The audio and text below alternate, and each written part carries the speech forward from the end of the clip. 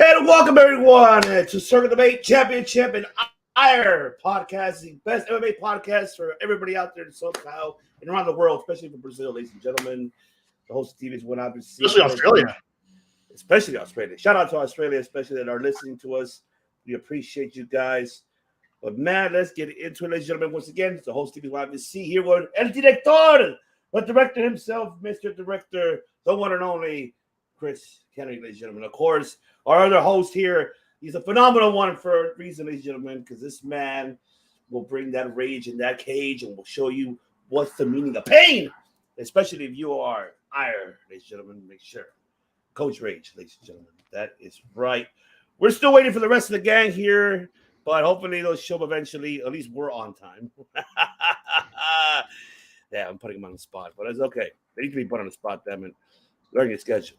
But yes, ladies and gentlemen, we are here today because we have a big upcoming fight this weekend coming to you Saturday, of course, February the 11th, and that is in Perth, Australia. And that is, of course, for UFC 284, as we got none other than the pound for pound on the line. This is a lightweight championship, octagon weight. MAKHACHEVVSVOLKANOVSKI versus Volkanovski and Yar Rodriguez and Emmett. So let's get into it, ladies and gentlemen. So I'm going to pass it down to the director and break down the main card. What's going on, Ivan? Coach, good to see you. It has been a while since we've had a two-title fight pay-per-view. It has been even longer since the UFC has been to Australia.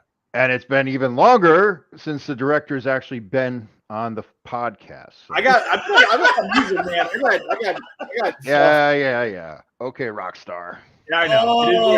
It is what it is. It is good to be back because this is definitely a card that I was excited to talk about. We have a 5-fight main card with a lot of names that I don't think the casuals are going to be purchasing the main of. They're going to be like, I don't know who that is. I'm not watching it, and I think they're all going to be on a loss because these are a lot of names that are super exciting. I want to start with the first fight of the main card, which is going to be Jimmy Crute versus Alonzo Menifield. Jimmy Crute came in after the Contender Series. He was supposed to be the next big thing from Australia. And that was pretty true for a while. For his first 3 fights, he had some great finishes. Sam Alvey, Paul Craig. Kind of been on a losing streak since. He's 4-3 in the UFC on a 2-fight losing skid, both stoppages. Obviously, one to title contender Anthony Smith, one to current champion Jamal Hill. On the other end of that, we have the exact opposite. We have Alonzo Menifield, who came in also from the Contender Series. Big wins, started to lose, but now he's back on a win streak with 2 finishes over people that Jimmy Crute's already also lost to, like Misha Serkinov. I think with the win streak on Menifield's side and the losing streak on Crute's side, I'm picking Menifield by KO round 1. That's how Menifield's been getting it done most of the time, and I think that's how it's going to end for Jimmy Crute tonight. I think this may be – I don't know what his contract looks like, but this may be his last fight on a pay-per-view, at least for a while. So I got Menifield round 1. I mean like a smashing KO, just like, I don't know, just ouch. Or maybe not ouch. Maybe hurt so much he's unconscious. You don't feel a thing. But that's for the best. Wow. I just, you pretty much put in everything where I can't really say much. And not only that, I mean, when you mentioned about, Crute's, 2-fight losing streak. So, I mean, Menifield is something else. And those fights are no joke. I mean, this dude he's young, he's talented. He's still almost in like he's definitely less than 30, right? He's got to be like 26. He's 26 exactly. 26, yeah, 26 exactly. Yeah. So losing to a former title contender and the current champ isn't gonna make him rethink his career, in my opinion. So like I wish him the best. I just don't think it's gonna go well against Menifield, who's explosive and powerful, and that seems to be Crute's weakness, is against dudes who just hit him first and harder. Yeah. Cool. I agree with you. I think Crute's gonna win this one. That would be great. I wouldn't mind seeing that. I like Crute coming off Contender Series. I was rooting for him. Yep. I was like, okay, we got another good guy on the mic. Loves to talk. He's young, right? He's like 25, 26. He's my age. But looking at the two styles matchup, Menifield is, like you said, athletic, explosive, powerful, but he's not very skilled. He's not very good. 13-3 record. That's you don't Well, think they that both have 13-3. Say again? They both have a 13-3 record. Right. Okay. Well, no, because Crude 12-3. 12-3. Yeah. That one win. Yeah. Alonso's out of the LFA, and I was pulling for him years ago. I wanted him to really come on, but I don't like what I see. Just as far as when you get these athletes, a lot of them rely on their power, and they don't grow technically, and Alonso seems to be one of those guys. So yeah, this is like you said, it's a make or break for Crute, and I think he pulls it out. I think it's going to be a decision. I don't think he's going to finish Alonso. They combined have 0 and 2. Between two of them, there's only been 3, 4, 5, 6 decisions total. Yep. Crazy. Yep. And the other thing that when you watch Alonso, if it goes out of the first round, he gasses, he tanks, he slows down. But yeah, I think Crute's going to win this. I think he's going to get a decision. Okay. Yep. Love it. All right. Moving on to the next fight of the night and the first heavyweight. I think the only heavyweight fight of the night. Yes. Okay, so I get and I don't get why this fight is on the pay-per-view. I get that they wanted to have a local boy on the pay-per-view to help sell tickets. They got Justin Tafa, who is coming off 1 win but 2 losses before that. He must have been the only Australian heavyweight available because that could have been tied to Avasa, who is coming off that loss to Cyril Gain, I think long enough ago to where he could have probably made this fight. I don't know if there was contract or injury. Against a guy who I know fights, and I had to look up who Parker Porter was.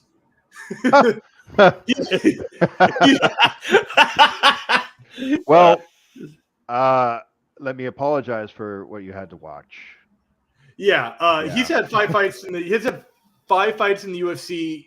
His last fight was a loss. He's had 3 wins before that. I think this is just a matter of who's available. Let's just see what's up. We got the local boy. We got Tafa versus the first heavyweight that probably said yes and wanted to make the trip in Parker Porter. Well, there's contract and agent, behind the scenes things happening.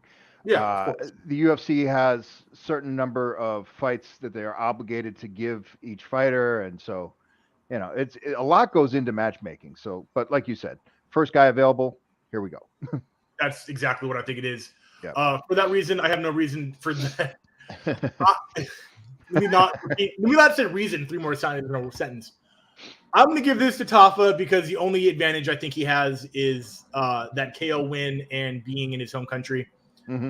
Let's do Tafa round 1. That just seems to be the safest bet, I'm assuming. I'm looking into what happened in these cards. Like, I guess what I'm reading here is it was supposed to be Tafa and Austin Lane was scheduled for this event. I guess. Okay, I also know who that is. Yeah, he's a newcomer coming in as well. But he withdrew because of undisclosed reasons, and then he was replaced by Waldo Cortes Acosta, but then they replaced him. I know who that is. I don't. Yeah, these are like up newcomers, and then it gets replaced him with who we got, Parker Porter, and that's so it has literally just been just a shuffle of the cards. Of whoever's heavyweight can make the opponent. Yeah, that happens. That happens. And yeah, I guess obviously, like I said, putting an Aussie on the main pay-per-view might help the buy rates. I'm assuming that's what they're thinking, so that's why they did it. Yeah, and I think so. And not only that, because there's even if you notice, this card is it's been a while since we haven't had in the main card an all female, and they were expected to have 2, but unfortunately that didn't happen either because they both withdrew for undisclosed information either. And I guess let me see what. So this Shannon Ross versus Clayton Rodriguez, that is not a women's MMA fight. No, in the main card, I'm saying. Oh, okay, on the pay-per-view. Okay, I got you. Okay, cool. Yeah, in the main card. Yeah. I mean, there's not a lot of female Australians right now in UFC. There was I forget her name, homegirl. She was real shit talky. She would throw middle fingers during fights. I think she lost a lot and she got let go. I forget her name though. But I don't think she was on a streak enough to be pulled up to the card. I'm gonna find out what her name is.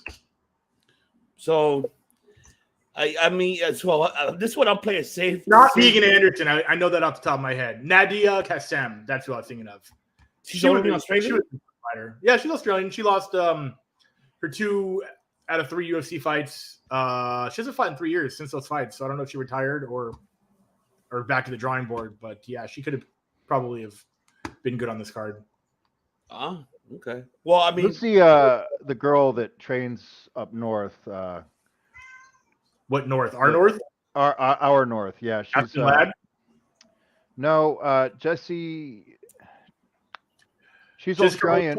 Jessie Jess. Jessie Jess, right? Jessie Jess. That's my homegirl. Yeah. She's in Vegas.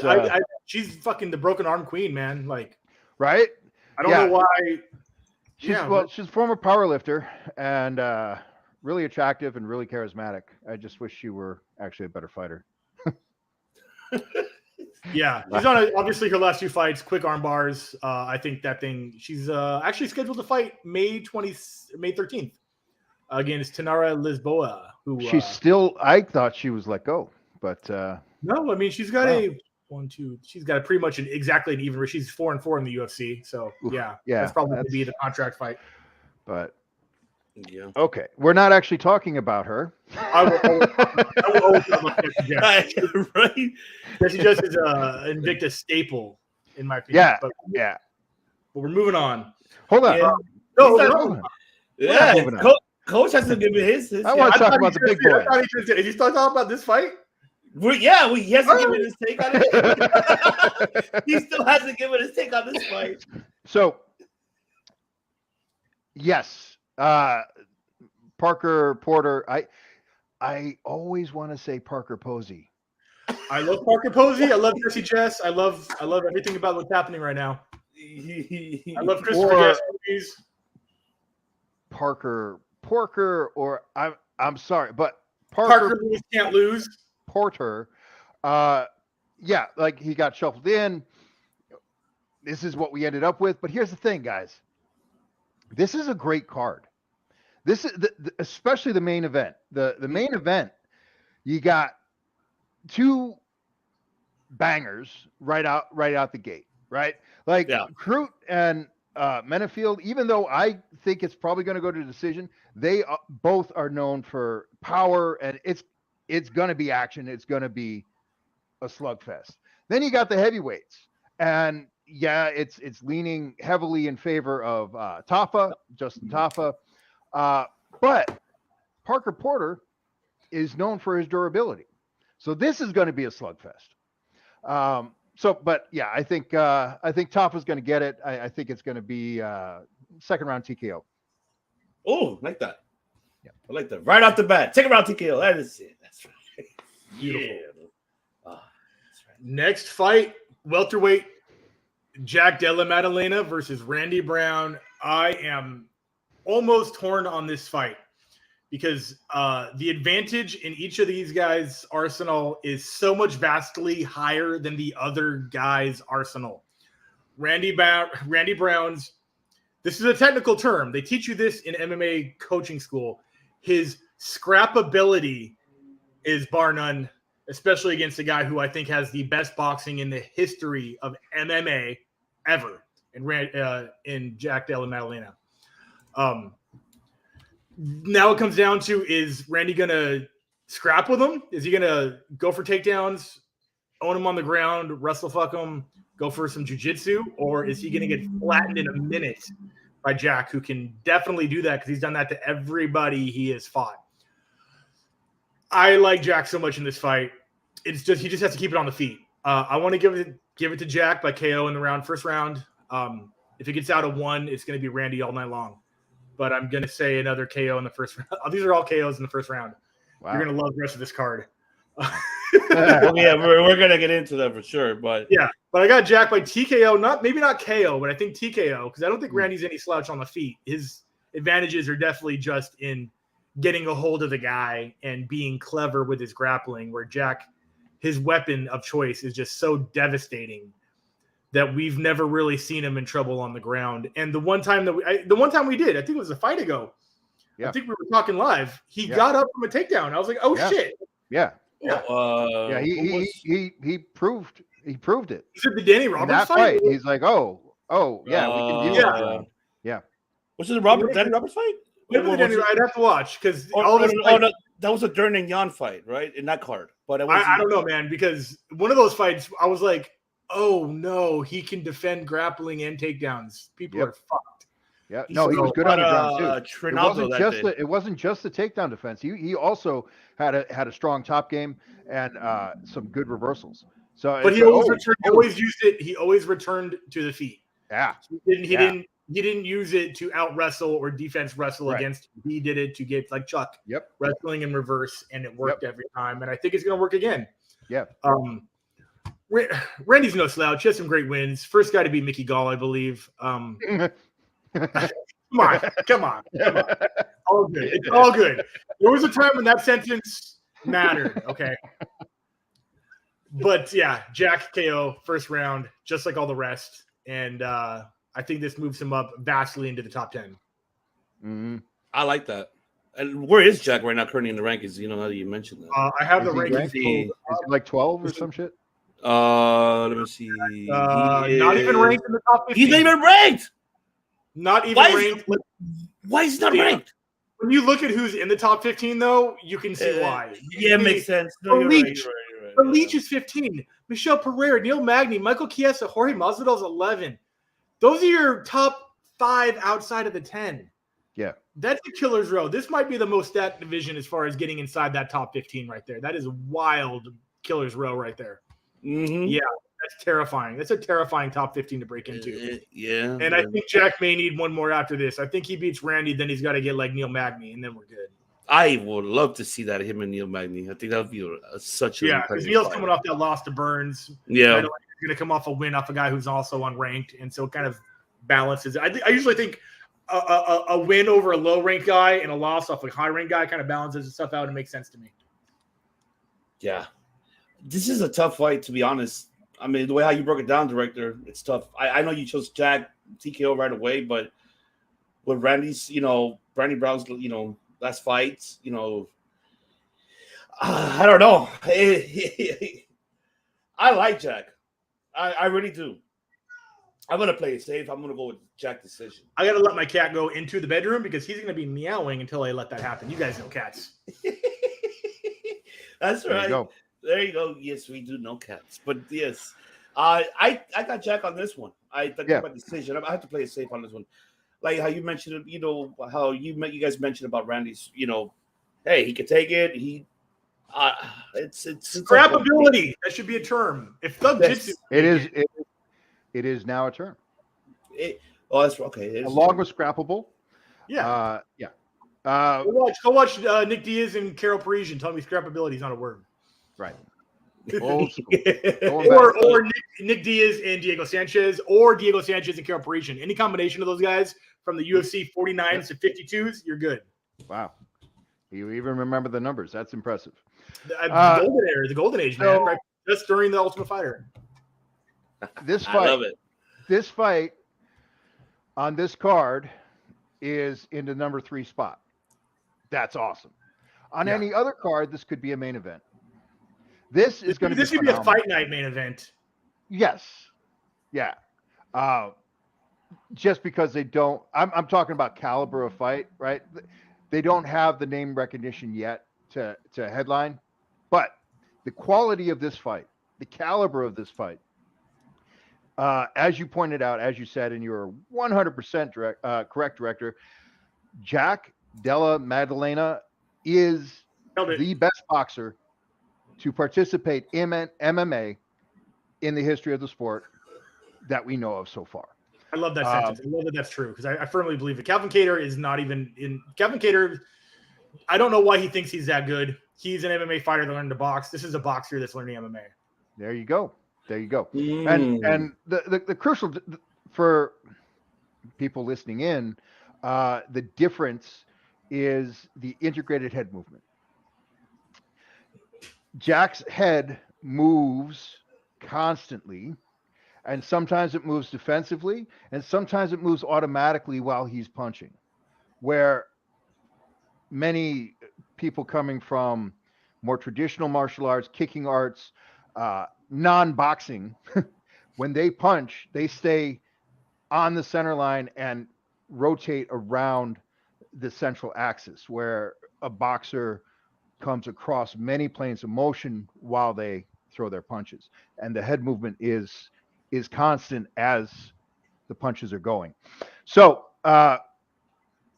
Jack does that phenomenally, and then as we've already discussed, he also is competent with the takedown defense, and he has a good top game. So well-rounded future champion, in my opinion. However, Randy Brown is, as you said, his scrappability is off the charts. Not only that, his build, his athleticism, his reach is horrifying. He's one of those guys that can send you a text and then hit you with a jab from another area code. 78-inch reach. I'm 78 glad. inches. They still don't measure that when it comes to the betting line. They don't display it on the tail of the tape, but they should.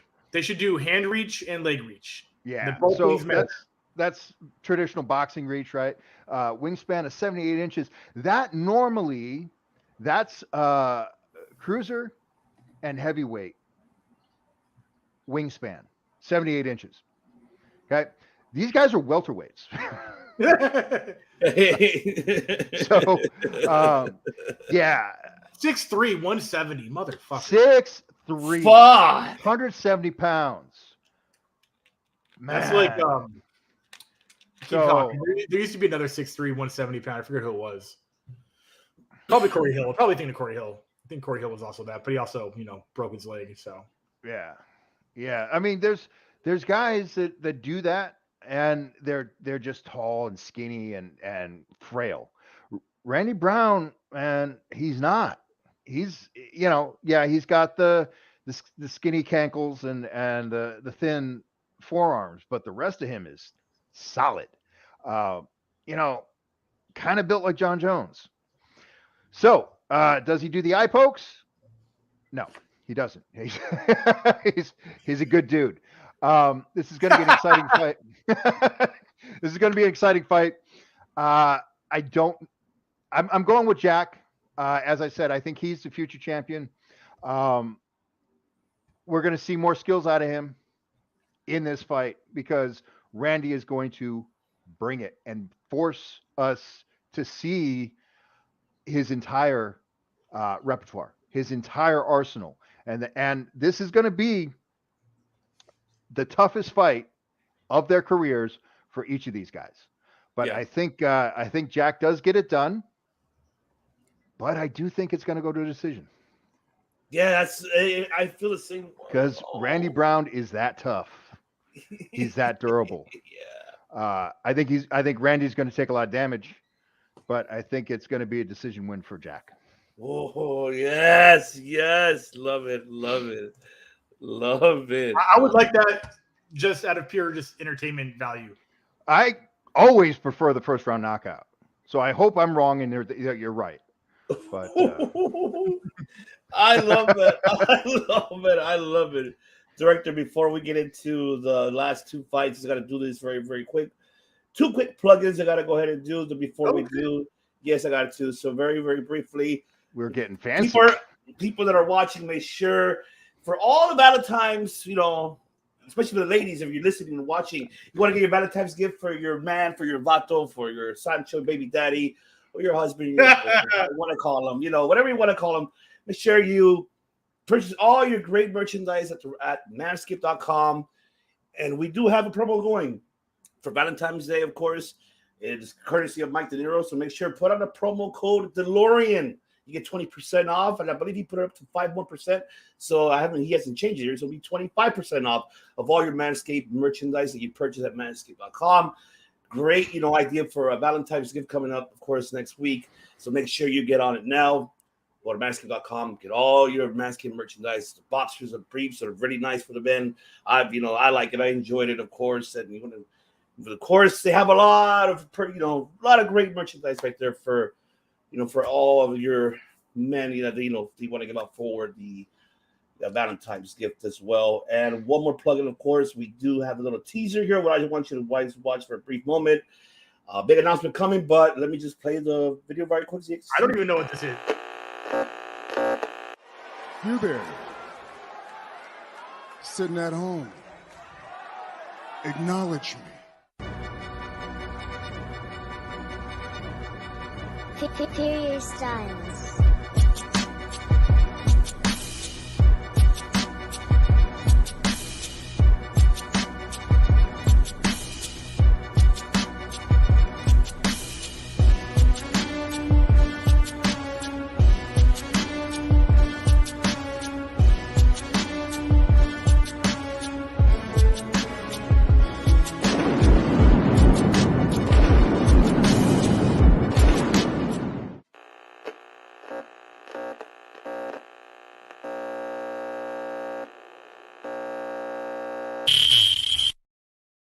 That's right, ladies and gentlemen. So make sure you keep an eye on that.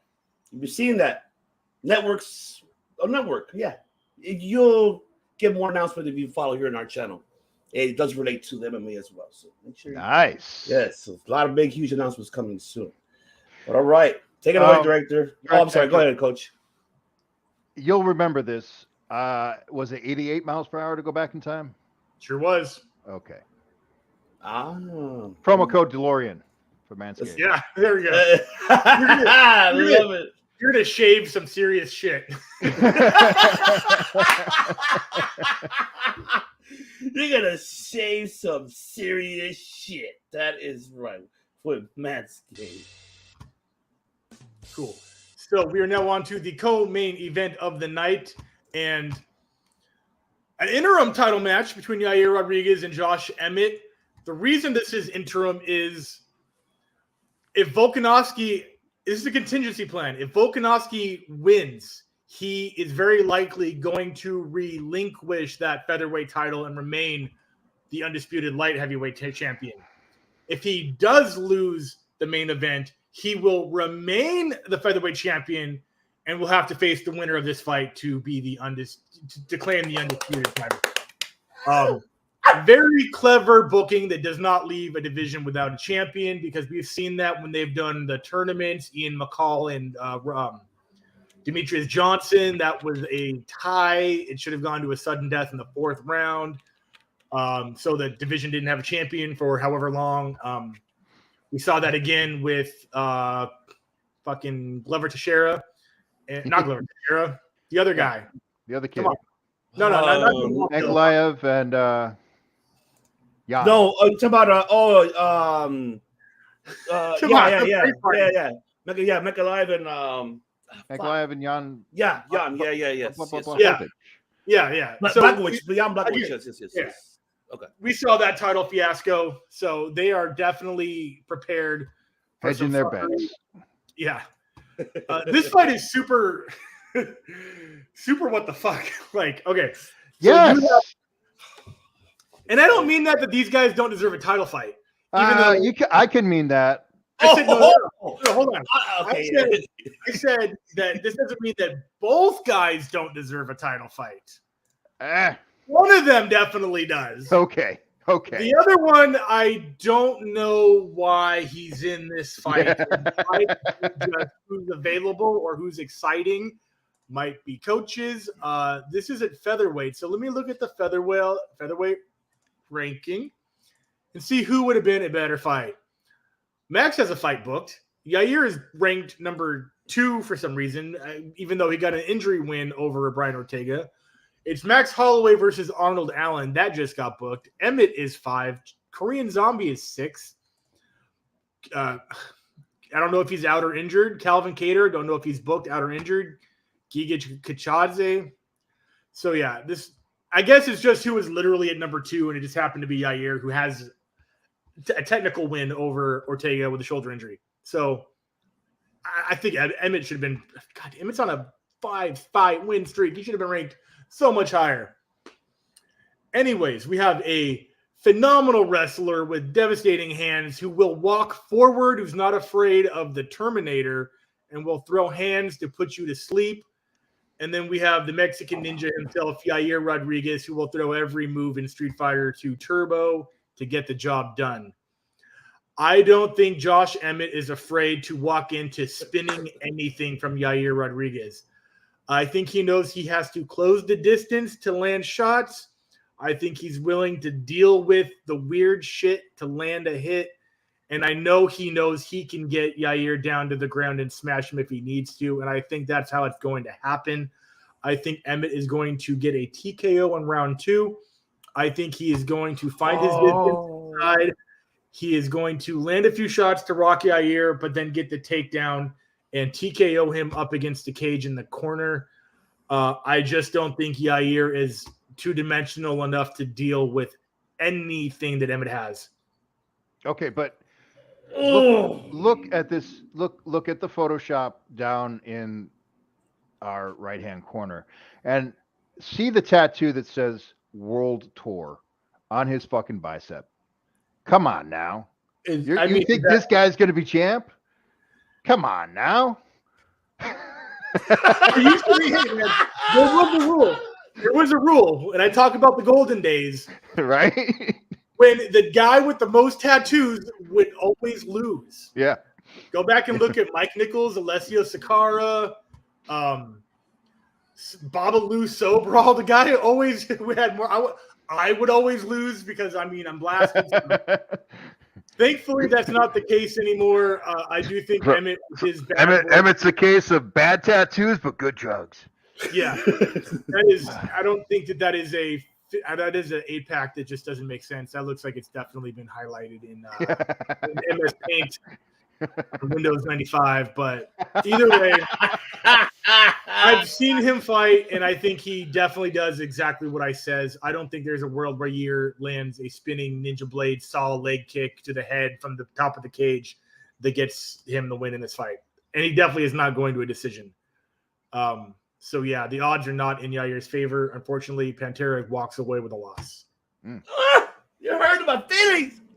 Max, don't care about your feelings, bro, Seth. Coach, agree with me. Go.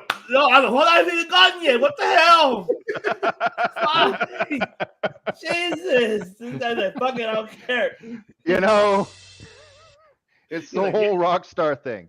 He just, no regard for policy, no regard for tradition, just a rock star attitude.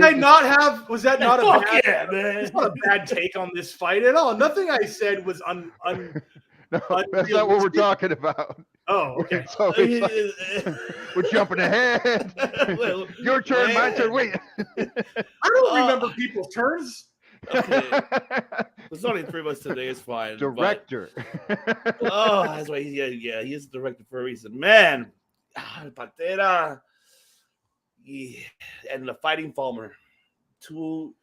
Mind you that this man came in at the age of 31 into the world of the UFC. Josh Emmett, yeah. Yar was Ultimate Fighter Latino America. Did a phenomenal job for me. I like that. Even though I know I'm not going with my Mexican heritage here. I think like logically, analytically, like director kind of did himself. It's like you don't have to do that. Okay, fine. Okay. Mexico cabrones. Yair throws in a Hadouken. It's over. Hadouken. This is a tough. This fight is exciting, man. I'm really. That it is. Of anything, it is. I am so pumped because there's what kind of seems really bad about these two individuals, especially Emmett, and him being a sparring partner for all the upcoming former champions to now where he is at. So much credit for that man, what he's done for his career and coming in at the age of 31 into the world of UFC and putting himself where he's at right now, getting this, this opportunity. Same with, Yair, bouncing back as well, with the last loss. Like, oh, what's going on, Underground Tempo? Thank you for tuning in. Of course, the Park Street, of course, Bloodline Brothers. And, it's Australia. There you go. Broadcast right there. Oh, yeah. Broadcast. Yes. Good evening, gentlemen. It's afternoon over there, I believe so, I think. This is really, really, really, it's a tough decision for me. No, it isn't. I like, because these two are almost evenly matched. Viva Rodriguez. Just go. Just go. Okay, just fine. Yeah. Yes. I'll get one. Rodriguez, I'm sorry, Emmett. I like it. I like Josh because he's so underrated. And it's just because the way how Emmett moves, the fact that he's able to catch your attention on his leg, and yet he comes with a fucking hook. And I love that from Emmett. Like, just him, the dynamics that he brings, is striking wise. The same way you're here, it's almost evenly matched. And so that's why I'm like, fuck. It's so hard, but at the end of the day, I have to go with my boy, Viva Mexico, Yair Rodriguez. And I feel this is going to go, I have to say decision, man. I hope it does, because I think these two guys, I have a feeling this might be the fight of the night for this fucking card. I have a feeling it might be. Mm-hmm. I think these two guys are really going to go at it, because the way how, I'm not even looking at it better because I haven't really watched it, but I'm just, knowing these two guys' credentials it's fascinating to me, because these two guys are hungry to get this interim belt. That is, if, whatever happens in the main card, which we'll get into.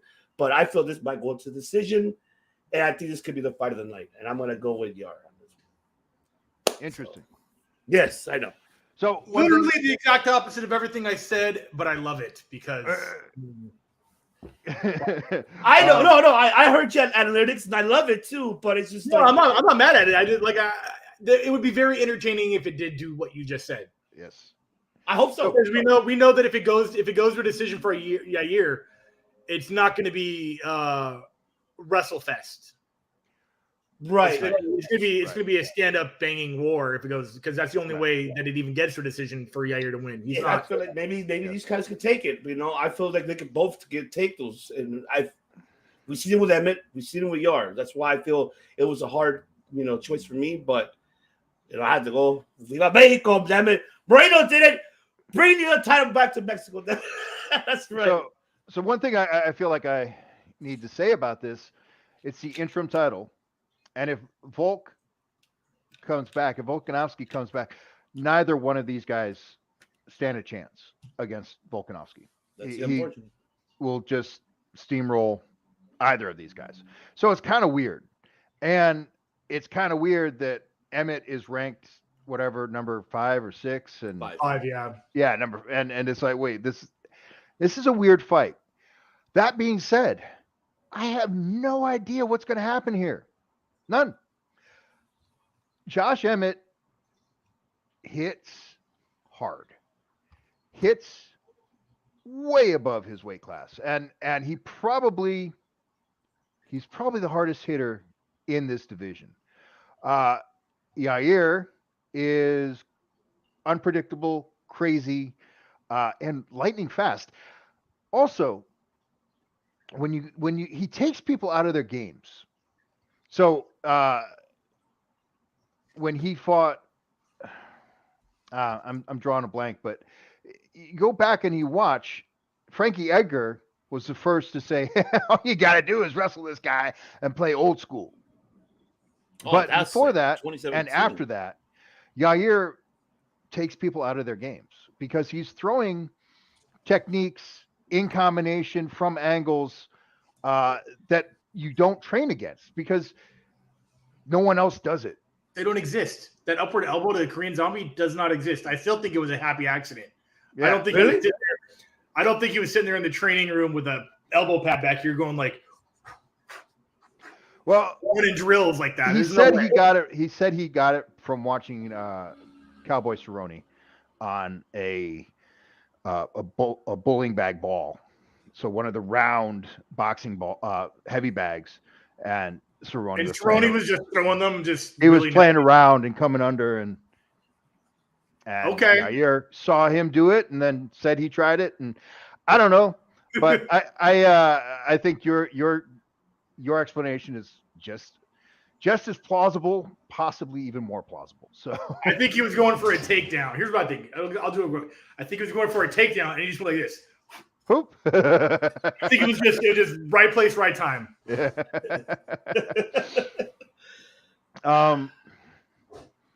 Yeah, I have no idea how this is going to go. Josh, to me, he's stronger. He's a harder hitter. He comes from Team Alpha Male, so he's got the wrestling. Yair struggles with wrestlers. Everything but striking. Yeah, right? Yeah. So if Josh can impose the wrestle fucking, then it's going to be a boring fight, actually. And Emmett will win by decision. If it stays on the feet, I don't think Emmett's going to be able to get that power. His footwork is lacking. And Yair is lightning fast and crazy and unpredictable. And Emmett doesn't strike me as all that intelligent either. He's a wrestler. Yeah. I know some smart wrestlers, but yeah, I don't know. So I guess I'm leaning on the Yair side of this. Hey, for shits and giggles, let's say third round knockout. Oh, With a Bruce Lee backflip kick. Shit. Oh man, this fucking card. I'm just excited for this one, but I am. But I like the fact, because I forgot about that stipulation director where you mentioned which we'll get into the main event about that. So it's crazy. I like that. I really like that. So you make a good point though, Coach. I mean, let's say if Volkanovski, which we'll get into, but man, yeah. I'm so fucking stoked for this fight. Honestly, I am. This is the one that I'm really stoked for. So, all right, take it away, Dirk. I just wanted to say that. Cool. And the main event of the night, title Jack Della Magdalena and Andy versus Brown. Yeah. This is a almost title versus title. If Islam wins, he is retaining his lightweight title, but not getting the featherweight title. If Volkanovski wins, he is a double champ.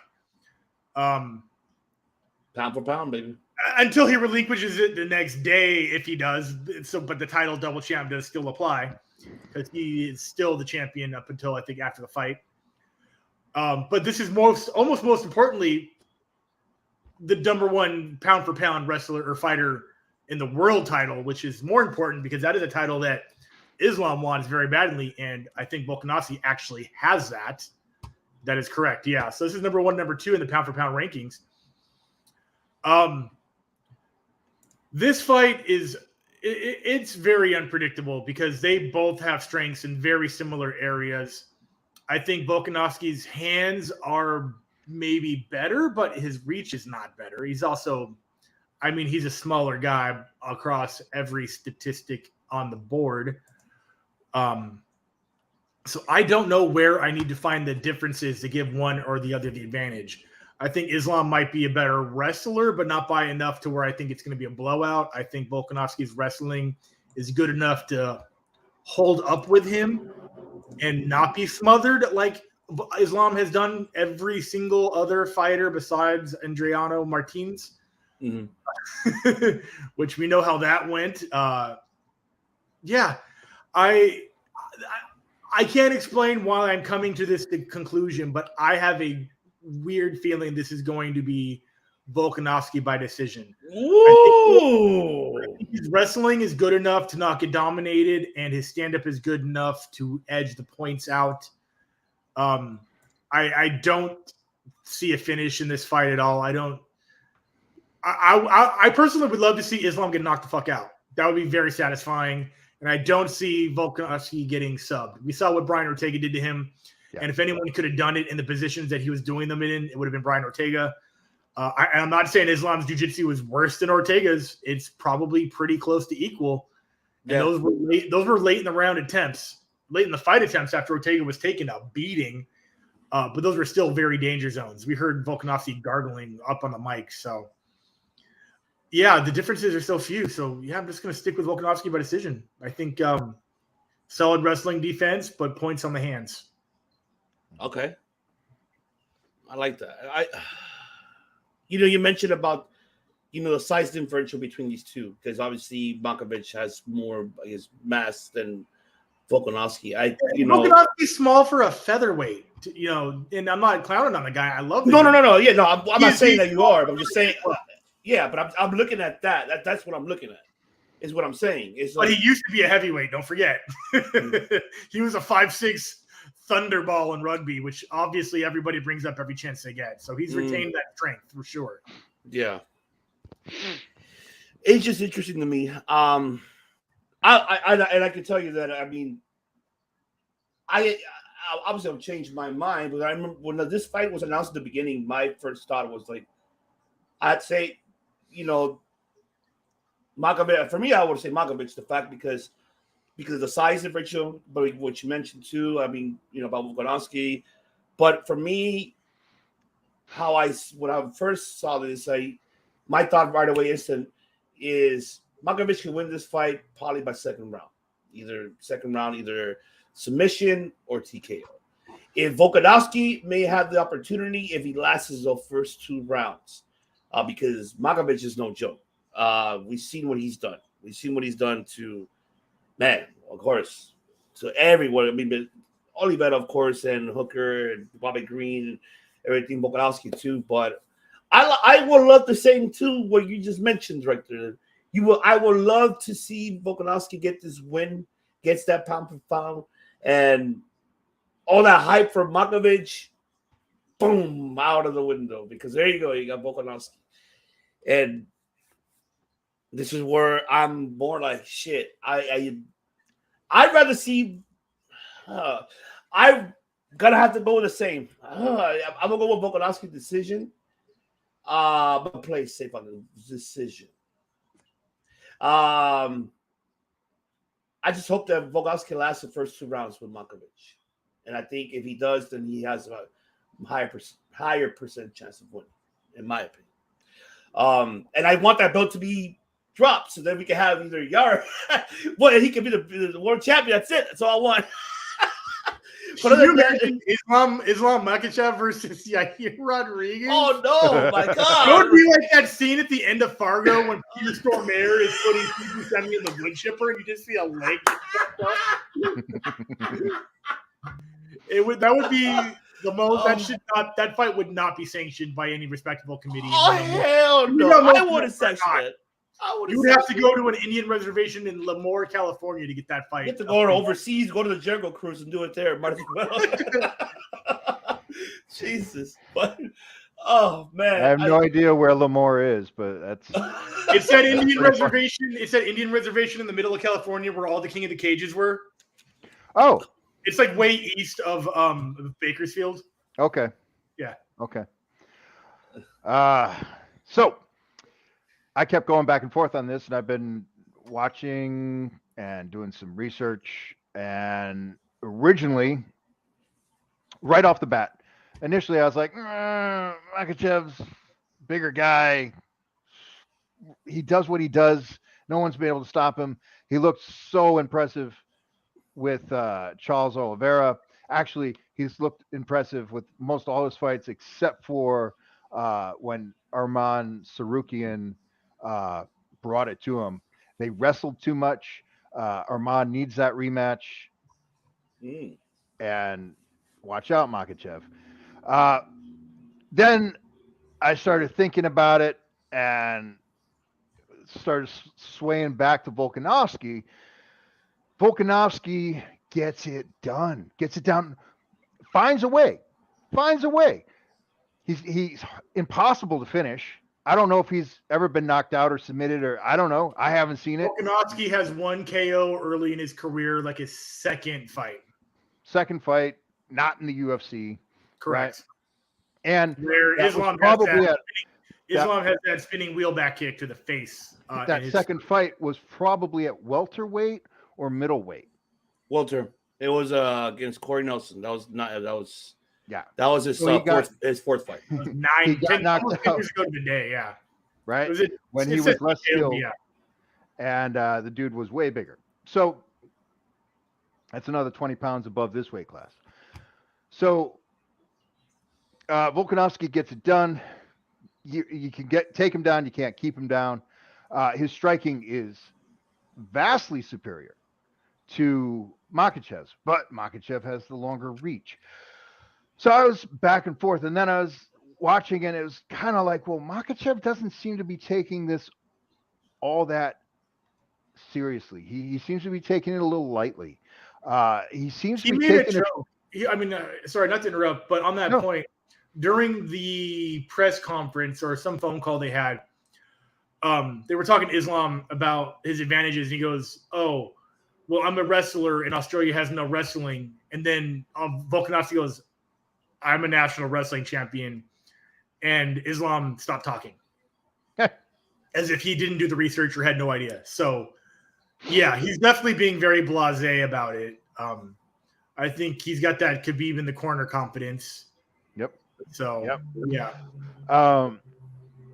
But then I was watching one of the embeddeds, and he went back to Dagestan, went back to his village, brought his belt to the village, and the president was there. Yeah, the president of Dagestan, right? So there's a strong desire and culture and the whole mindset and religion, and it's a very powerful thing. And Makhachev is not, first of all, English is not his primary language. I don't know if we all know this. So maybe there's some lost in translation. Maybe he's just not a very emotive individual. He's talked shit. I mean, he openly called him "Where's short guy at his last win." Oh yeah. Bring me Volkanovski. Bring me to him. Where's short guy? Like he's definitely where's short guy? Trying to talk some shit, I hate it. Yeah, he was talking shit. Going back and forth, and in my mind, but then what sealed it for me was watching the replay of that call out where Volkanovski comes out of the crowd wearing a Balenciaga fucking t-shirt. And anyone that's heard me talk on this podcast before knows that I think all pedophiles should be killed. Fuck you guys. Fuck Volk. Going with Makhachev for the righteous murder. Third round. Yes, exactly. Or whatever you just said. Hey, wow. Love it. Oh man. The biggest question, which one can you guys consider the fight of the night? Which one would steal the show? Jack Della Magdalena. Jack Randy fight. Yeah. Okay. Yeah. Oh, can we talk about undercards? Sure. We got exactly 0 minutes, so we pick one fight. Well, I want to shout out Melsick. He hits so hard. And then Tyson Pedro's fun to watch too. Yeah, I like Tyson Pedro. Personality for sure. He's definitely gonna be doing a shoey. Who was the other fighter that you shouted out? The first one? The fight right before that. Melsick. I can't pronounce his last name. Bagdiasarian. Yep. I just read that off the screen for the first time ever. There you go. And it sounded convincing. Yeah. That's but man, Melsick, it may be not the most well-rounded as far as ground game, but his striking. Some boxing wins in Mexico. That's pretty. Or wait, no, those were Mexicans in LA. Sorry, the flag was next to the wins. So I'm like, that's very interesting for a guy from Armenia to be boxing in Mexico, but he's well, from yeah. I mean, we're pretty close. Yeah. We're in Los Angeles, but exactly. And he's from man, Glendale, so it's all the same. yeah, and right, man, I've seen Melsick just murder people on the regional scene here in Los Angeles. Yeah, his kickboxing record just is solid, 9-2. yeah, just unbelievable. And some of my guys have sparred with him, and he was just playing around, and everything black and blue. So anyway, I wish him luck, and excited to see him do well. And then Tyson Pedro, yeah, I like the tribal tats. I like his personality, and I like to see him win. Yeah. Fuck, he was familiar. Did he win his last fight? I'm trying to remember. I closed all my tabs out. No. Yeah, he did against Harry Hunsucker. Yes, I remember this card. We did talk about this card. Okay, I do remember this card. Oh yeah, he fucking murdered. I mean, he destroyed him. I remember this one. I do remember this fight. That's for sure. Okay, I do remember that. But there you have it, ladies and gentlemen. We appreciate you all for tuning in here. Unfortunately, of course, Bake couldn't make it, technical issues. The Modest Brothers wasn't able to due to personal issues. But they'll be back next week. We'll be back here next Wednesday giving our... Yeah, the Brothers of Pain, they came and sparred with us, and they haven't recovered. No. I heard it here first. I figured, yes, the CK... See, there you go. Pedro that's cool. Brother-in-law. Okay, I didn't know that. I didn't know that either. Oh, shit. That's a small world. But don't forget, follow Coach Rage. It's right below the description. Follow him on his YouTube channel or on social media platforms. You want to be a part of the IR family. Hit this man up, and he will teach you how to take out that rage in that cage, ladies and gentlemen.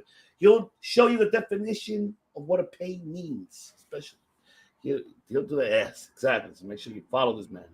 Fate Destroyed. What's going on with you guys? We have a show February 19th at the Tiki Bar in Orange County, California. That's way up in Costa Mesa. Working on a bunch of singles. We have a music video shoot this Sunday for a song that is, I'm pretty sure I've already said too much. So that's all. Yes, he can't say too much. But yes, make sure you follow us. We'll be back. Shout out to everybody in the audio platforms, Brazil. Thank you for listening to us, especially shout out to Australia and Ireland. But we'll be back this week. Not forget, ladies and gentlemen, stay tuned for this Saturday for watching this incredible UFC card, UFC 284. And we'll be back here next Wednesday. And we'll see you guys on the next one. Peace.